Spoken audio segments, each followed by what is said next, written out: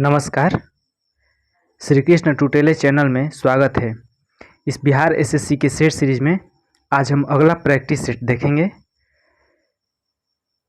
चलिए देखते हैं अगला प्रैक्टिस सेट और प्रश्न संख्या 1। और प्रश्न संख्या 1 की तरफ जाने से पहले आप इस चैनल को सब्सक्राइब अवश्य कर लें तथा वीडियो को लाइक जरूर करें। तो चलिए देखते हैं प्रश्न संख्या 1 की तरफ। प्रश्न संख्या 1 है, पहला प्रश्न है, सरकारिया आयोग का संबंध किससे है? ऑप्शन ए राजस्व वितरण, ऑप्शन बी भारत के राष्ट्रपति की शक्तियों एवं कार्यों से, ऑप्शन सी संसद की सदस्यता, ऑप्शन डी केंद्र राज्य संबंध। इसका उत्तर आप कमेंट बॉक्स में दीजिए। इसका सही उत्तर हो जाएगा सरकारिया आयोग केंद्र राज्य संबंध से संबंधित है। तो सरकारिया आयोग की स्थापना कब हुआ था? 1983 में। चलिए नेक्स्ट प्रश्न पर चलते हैं। अगला प्रश्न है, कावेरी नदी कौन कौन राज्यों से होकर गुजरती है? जो कावेरी नदी है कौन कौन राज्यों से होकर गुजरती है? Option A Gujarat, Madhya Pradesh, Tamil Nadu, option B Karnataka, Tamil Nadu, option C Karnataka, Kerala, Andhra Pradesh, option D Madhya Pradesh, Maharashtra और तमिलनाडु। इसका सही उत्तर हो जाएगा कावेरी नदी कर्नाटक और तमिलनाडु राज्यों से होकर गुजरती है। कावेरी नदी को इसकी जल की उपयोगिता को देखते हुए इसे दक्षिण भारत की गंगा भी कहा जाता है। किसको? कावेरी नदी को। और यह ब्रह्मगिरी पर्वत से निकलती है। जो कावेरी नदी है ब्रह्मगिरी पर्वत से निकलती है। नेक्स्ट प्रश्न, जनगणना 2011 के अनुसार साक्षरता दर के मामले में केरल के विपरीत ध्रुव पर कौन सा राज्य है?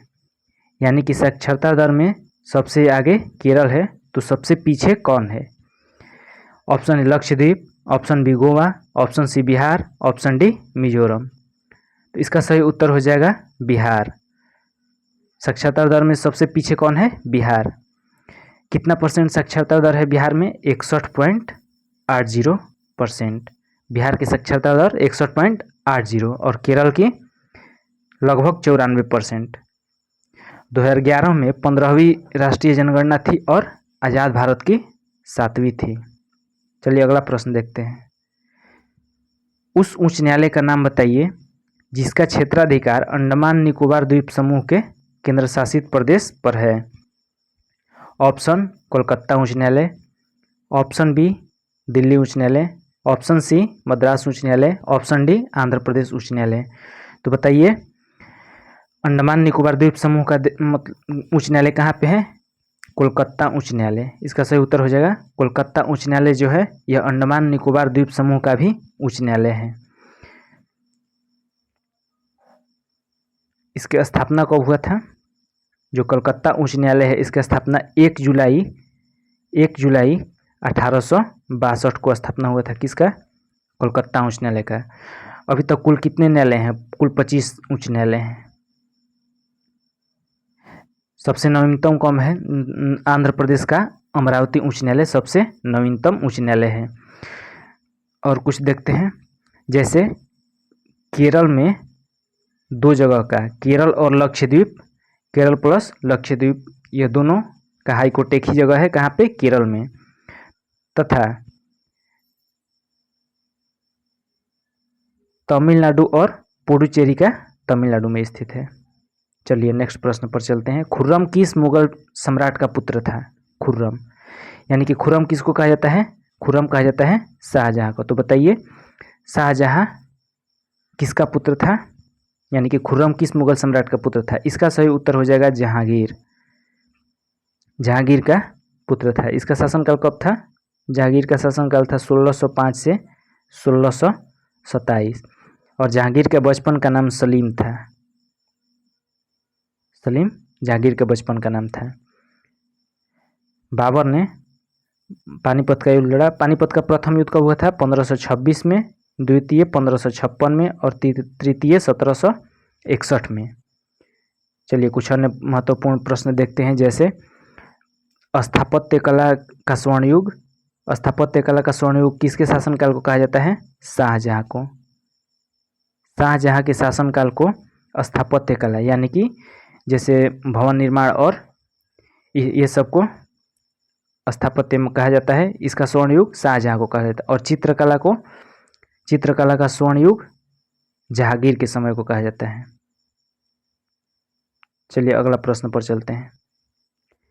पाइरिडॉक्सिन किस विटामिन का रासायनिक नाम है? पाइरिडॉक्सिन। ऑप्शन देखिए, ऑप्शन ए है vitamin B7, vitamin B5, vitamin B6 और विटामिन के। तो बताइए पाइरिडॉक्सिन किस विटामिन का रासायनिक नाम है? बहुत ही महत्वपूर्ण है। इसका सही उत्तर हो जाएगा विटामिन B6। विटामिन B6 को पाइरिडॉक्सिन कहा जाता है। विटामिन B7 को बायोटीन, विटामिन B7 को बायोटीन कहा जाता है। विटामिन B5 को पेंटोथेनिक अम्ल कहा जाता है। और विटामिन के को फिलोक्विनोन कहा जाता है। कुछ और विटामिन देखते हैं, जैसे vitamin D calciferol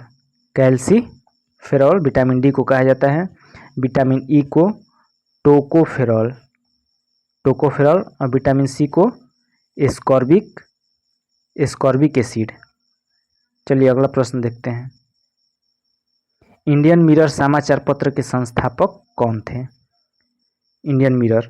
option A Devendra Nath Tagore, option B Sisir Ghosh, option C Bhupendra Nath Dutt, option D Mahatma Gandhi. तो बताइए इंडियन मिरर समाचार पत्र के संस्थापक कौन थे? इसका सही उत्तर हो जाएगा देवेंद्र नाथ टैगोर। देवेंद्र नाथ टैगोर जो थे इंडियन मिरर के समाचार पत्र के संस्थापक थे। शिशिर घोष, ये जो शिशिर घोष थे, इन्होंने अमृत बाजार पत्रिका नामक समाचार पत्र की स्थापना की, जिसमें मोतीलाल भी थे। मोतीलाल और शिशिर घोष मिलकर अमृत बाजार नामक पत्रिका की स्थापना किया। भूपेंद्र नाथ दत्त, ये जो भूपेंद्र नाथ दत्त हैं, इन्होंने युगांतर के संस्थापक कौन है? भूपेंद्र नाथ दत्त। महात्मा गांधी जैसे यंग इंडिया, इंडियन ओपिनियन और नवजीवन। और सबसे महत्वपूर्ण है हिंदुस्तान टाइम्स। इसके संपादक यानी संस्थापक KM पनिक्कर थे। KM पनिक्कर हिंदुस्तान टाइम्स के थे। चलिए नेक्स्ट प्रश्न पर चलते हैं। सिपकिल्ला दर्रा किस राज्य में स्थित है? सिपकिल्ला दर्रा किस राज्य में स्थित है? Option A Arunachal Pradesh, option B Himachal Pradesh, option C Uttarakhand, option D Jammu Kashmir. तो बताइए सिपकिल्ला दर्रा किस राज्य में स्थित है? इसका सही उत्तर हो जाएगा हिमाचल प्रदेश। सिपकिल्ला दर्रा हिमाचल प्रदेश में और महत्वपूर्ण है, जैसे रोहतांग दर्रा, बड़ा लच्चा दर्रा, यह भी हिमाचल प्रदेश में ही स्थित है। और अरुणाचल प्रदेश की महत्वपूर्ण दर्रा को देखते हैं, जैसे बोमडिल्ला, यांगयाप और दीफू दर्रा, यह सब अरुणाचल प्रदेश का है। उत्तराखंड माना, नीति और लिपुलेख यह कहाँ का है? उत्तराखंड का है। और जम्मू कश्मीर का काराकोरम, जोजिला और पीर पंजाल। नेक्स्ट है संचालन समिति के अध्यक्ष कौन थे? Option A Rajendra Prasad, option B Sardar Vallabhbhai Patel, option C Jawaharlal Nehru, option D JB Kripalani. तो संचालन समिति के थे राजेंद्र प्रसाद जो थे संचालन समिति के अध्यक्ष थे। जो वल्लभ भाई पटेल थे, यह संघ प्रांतीय संविधान समिति के सदस्य अध्यक्ष कौन थे? वल्लभ भाई पटेल। जो नेहरू थे, जवाहरलाल नेहरू, यह संघ समिति और संघ संविधान समिति के सदस्य थे, अध्यक्ष थे। कौन? जवाहरलाल नेहरू। JB कृपलानी झंडा समिति के अध्यक्ष थे। प्रारूप कमेटी यानी कि ड्राफ्टिंग कमेटी के कौन थे? BR अम्बेडकर को आधुनिक भारत का मनु कहा जाता है। किसको? BR अम्बेडकर को। और बिहार के संदर्भ में आधुनिक बिहार का जनक किसको कहा जाता है? सच्चिदानंद सिन्हा को। बिहार का जनक, आधुनिक बिहार का जनक किसको कहा जाता है? सच्चिदानंद सिन्हा को। नेक्स्ट प्रश्न है कलिंग पुरस्कार किस क्षेत्र में दिया जाता है? ऑप्शन ए फिल्म, विज्ञान, खेलकूद, ऑप्शन डी पत्रकारिता। तो बताइए कलिंग पुरस्कार किस क्षेत्र में दिया जाता है? इसका सही उत्तर हो जाएगा विज्ञान के क्षेत्र में कलिंग पुरस्कार दिया जाता है। फिल्म के क्षेत्र में कौन सा दिया जाता है? दादा साहब फाल्के फिल्म के क्षेत्र में दिया जाता है। और खेलकूद में देखेंगे, खेलकूद में दिया जाता है जैसे मेजर ध्यानचंद, खेल रत्न पुरस्कार, अर्जुन पुरस्कार और द्रोणाचार्य भी दिया जाता है। खेल प्रशिक्षण के क्षेत्र में दिया जाता है, जो कोच को मिलता है द्रोणाचार्य पुरस्कार। पत्रकारिता में पुलित्जर पुरस्कार मिलता है पत्रकारिता में। सबसे हाईएस्ट सिविलियन अवार्ड कौन है? भारत रत्न। भारत का सबसे उच्च पुरस्कार कौन सा है? भारत रत्न। उसके नीचे पद्म विभूषण, पद्म भूषण और पद्मश्री। चलिए अगला प्रश्न, किसने भूमि पैमाने का पैमाना गज ए सिकंदरी का प्रचलन किया? ऑप्शन ए सिकंदर महान, option B Sikandar Lodi, option C Ghiyasuddin Tughlaq, option D Firoz Shah Tughlaq. तो बताइए गज ए सिकंदरी का प्रचलन किसने किया था? इसका सही उत्तर होगा सिकंदर लोदी। सिकंदर लोदी द्वारा गज ए सिकंदरी नामक पैमाने का प्रचलन किया गया था। ये जो सिकंदर महान है यह नंद वंश के शासनकाल के समय भारत पर आक्रमण किया था। कौन? सिकंदर महान। सिकंदर लोदी जो है यह गज ए सिकंदरी नमक पैमाना दिया था। गयासुद्दीन तुगलक यह जो है नहरों का निर्माण करने वाला दिल्ली का प्रथम सुल्तान कौन था? गयासुद्दीन तुगलक। और फिरोज शाह तुगलक ने नहरों का सर्वाधिक नहरों का जाल बिछाया फिरोज शाह तुगलक ने, और इसी ने कुतुब मीनार के 5वीं मंजिल का निर्माण कराया। किसने? फिरोज शाह तुगलक ने। नेक्स्ट, पवाड़ा नृत्य किस शैली का संबंध किस राज्य से है? पवाड़ा नृत्य शैली का संबंध किस राज्य से है? Option A Maharashtra, option B Paschim Bangal, option C Bihar, option D Uttar Pradesh. तो बताइए पवाड़ा नृत्य शैली, इसका सही उत्तर हो जाएगा महाराष्ट्र। पवाड़ा कहाँ का है? महाराष्ट्र का है। और महाराष्ट्र में जैसे हम लोग जानते हैं लावड़ी और तमाशा कहाँ का है? महाराष्ट्र का है। बिहार में नृत्य जैसे विदेशिया और डोमकच नृत्य कहाँ पे होता है? बिहार में। उत्तर प्रदेश जैसे शास्त्रीय इसका है कथक। अंतर्राष्ट्रीय बाघ दिवस कब मनाया जाता है? ऑप्शन ए 29 जुलाई, ऑप्शन बी 12 मई, ऑप्शन सी 10 जनवरी, ऑप्शन डी 12 जनवरी। तो बताइए अंतर्राष्ट्रीय बाघ दिवस कब मनाया जाता है? दिवस से क्वेश्चन अवश्य रहता है, दिवस से जरूर पूछता है, ध्यान में रखेंगे। इसका सही उत्तर हो जाएगा 29 जुलाई। अंतर्राष्ट्रीय बाघ दिवस 29 जुलाई को मनाया जाता है। जो 12 मई है यह अंतर्राष्ट्रीय नर्स दिवस, 12 मई को अंतर्राष्ट्रीय नर्स दिवस मनाया जाता है। 10 जनवरी को विश्व हिंदी दिवस 10 जनवरी को मनाया जाता है। 12 जनवरी को राष्ट्रीय युवा दिवस। और विश्व जनसंख्या दिवस कब मनाया जाता है? 11 जुलाई। 11 जुलाई को विश्व जनसंख्या दिवस मनाया जाता है। नेक्स्ट प्रश्न पर चलते हैं। अगला प्रश्न है नोनिया विद्रोह कब हुआ था?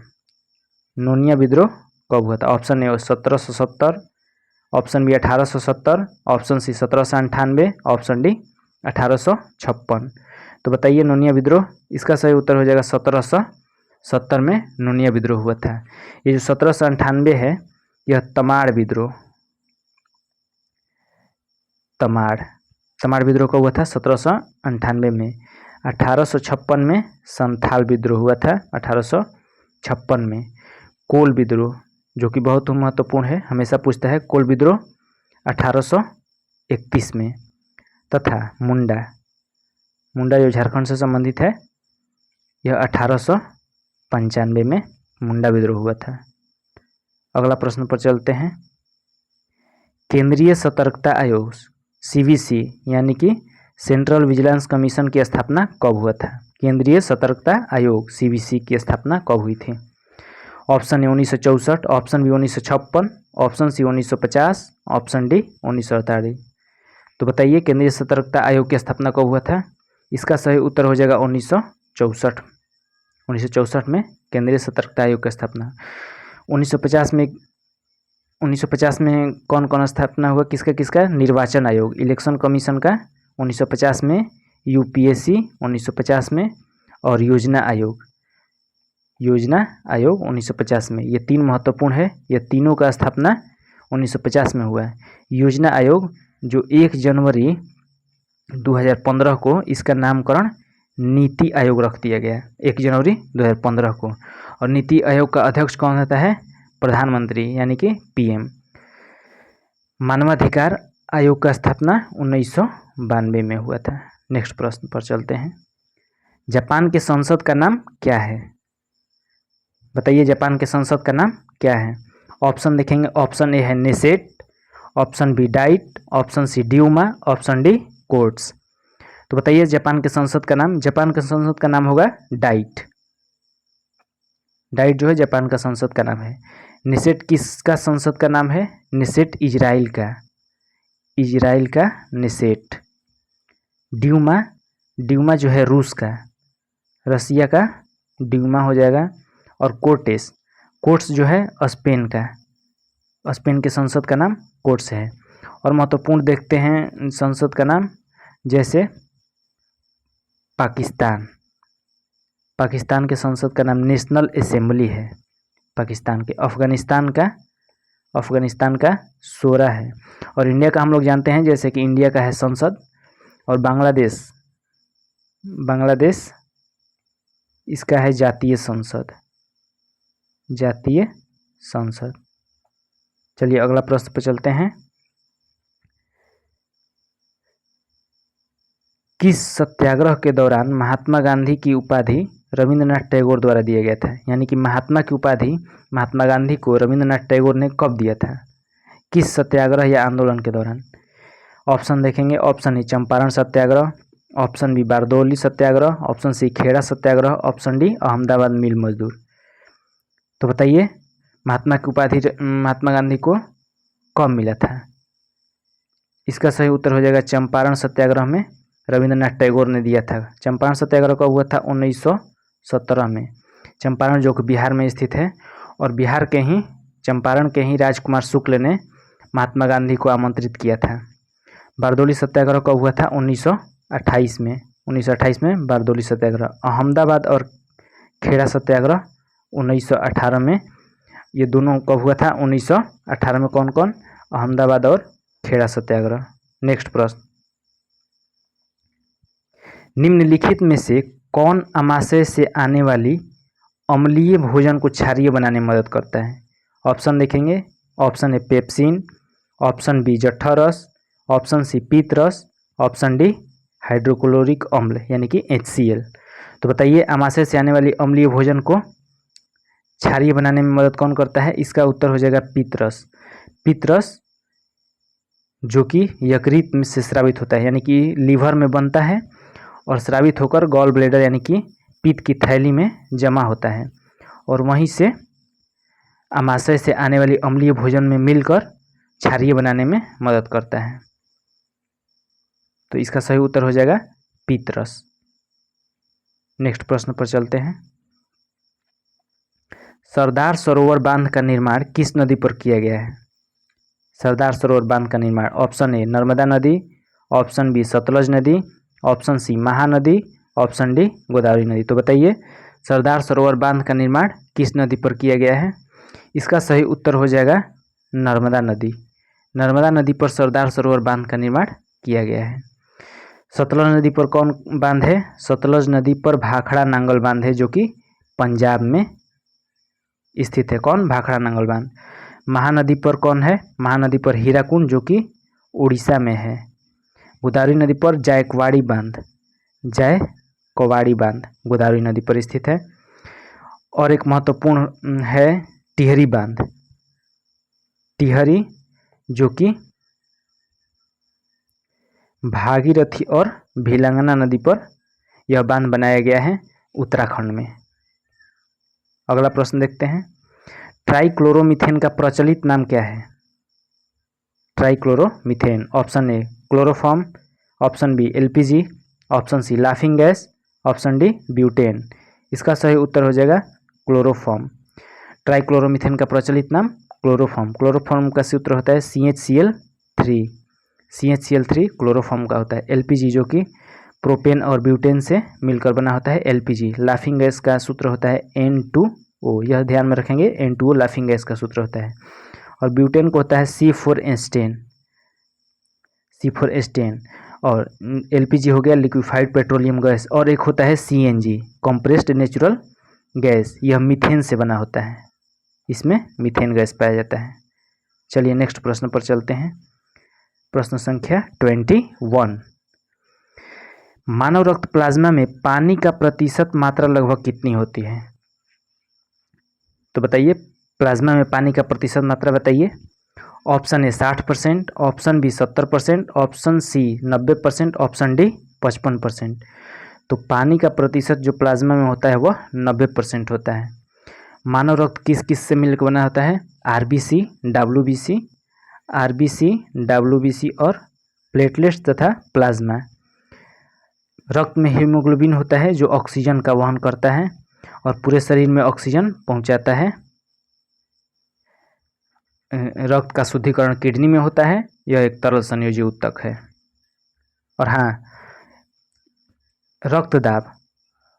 रक्तदाब जो 120/80 यानी कि सिस्टोलिक और डायस्टोलिक। रक्तदाब कितना होता है? 120/80। नेक्स्ट प्रश्न पर चलते हैं। आइंस्टीन को नोबेल पुरस्कार किसके लिए मिला था? आइंस्टीन को नोबेल पुरस्कार किसके मिला था? ऑप्शन ए प्रकाश विद्युत प्रभाव, सापेक्षता का सिद्धांत, इलेक्ट्रॉन की खोज, कोई नहीं। तो बताइए नोबेल पुरस्कार किसके लिए मिला था? इसका सही उत्तर हो जाएगा प्रकाश विद्युत प्रभाव। प्रकाश विद्युत प्रभाव के लिए आइंस्टीन को नोबेल पुरस्कार मिला था। सापेक्षता का सिद्धांत भी आइंस्टीन ने ही दिया था और तथा गुरुत्वाकर्षण का नियम न्यूटन ने दिया था। इलेक्ट्रॉन की खोज किसने किया था? जे थॉमसन ने। प्रोटॉन का गोल्डस्टेन, न्यूट्रॉन का जेम्स चैडविक। अगला प्रश्न, बिहार में सिल्क सिटी के रूप में कौन सा शहर जाना जाता है? बिहार में silk city. Option A Bhagalpur, option B Darbhanga, option C Kaimur, option D Munger. तो बताइए बिहार में सिल्क सिटी के रूप में कौन सा शहर जाना जाता है? इसका सही उत्तर हो जाएगा भागलपुर। भागलपुर को सिल्क सिटी के रूप में जाना जाता है। नेक्स्ट प्रश्न पर चलते हैं। किस आंदोलन के दौरान आज़ाद दस्ता बिहार में सक्रिय था? ऑप्शन ए असहयोग आंदोलन, ऑप्शन बी सविनय अवज्ञा आंदोलन, ऑप्शन सी भारत छोड़ो आंदोलन, ऑप्शन डी चंपारण सत्याग्रह। तो बताइए आज़ाद दस्ता बिहार में सक्रिय था किस आंदोलन के दौरान? इसका सही उत्तर हो जाएगा भारत छोड़ो आंदोलन। भारत छोड़ो आंदोलन कब हुआ था?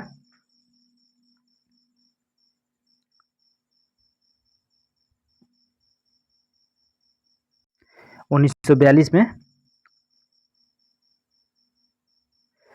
असहयोग आंदोलन 1920 से 1922 के बीच असहयोग आंदोलन। सविनय अवज्ञा आंदोलन 1930 में सविनय। चंपारण में तो 1917। और जयप्रकाश नारायण ने नेपाल में आज़ाद दस्ता का आयोजन किया था। तो किस आंदोलन के दौरान? भारत छोड़ो आंदोलन के दौरान। संपूर्ण क्रांति का नारा किसने दिया था? जयप्रकाश नारायण ने ही संपूर्ण क्रांति का नारा दिया था। कब? 1970 में। अगला प्रश्न है बिहार में, अगला और अंतिम प्रश्न है, बिहार में पहला कांग्रेस सत्र कहाँ आयोजित किया गया था? Option A Patna, option B Gaya, option C Muzaffarpur, option D Darbhanga. तो बताइए बिहार में पहला कांग्रेस सत्र कहाँ आयोजित किया गया था? इसका सही उत्तर हो जाएगा पटना में। पटना में 1912 में बांकीपुर में पहला कांग्रेस सत्र का आयोजन किया गया था। और इंडियन नेशनल कांग्रेस की स्थापना कब हुआ था? 1885 में। स्थापना किसने किया था? ए.ओ. ह्यूम ने स्थापना किया था और अध्यक्ष थे W.C. बनर्जी। अगला प्रश्न है, आज तक का इतना ही। अब अगला प्रश्न है भारत में उर्वरक संयंत्र किस जगह स्थापित किया गया? सर्वप्रथम, यहाँ पे सॉरी मिस्टेक है, यहाँ पे सर्वप्रथम होगा। सर्वप्रथम उर्वरक संयंत्र किस जगह स्थापित किया गया? इसका उत्तर आप कमेंट बॉक्स में दीजिएगा। और प्रैक्टिस सेट की सीरीज आपको कैसा लगा है और कमेंट बॉक्स में अवश्य बताइएगा, तथा वीडियो को लाइक अवश्य करें और शेयर भी करें। नमस्कार, धन्यवाद।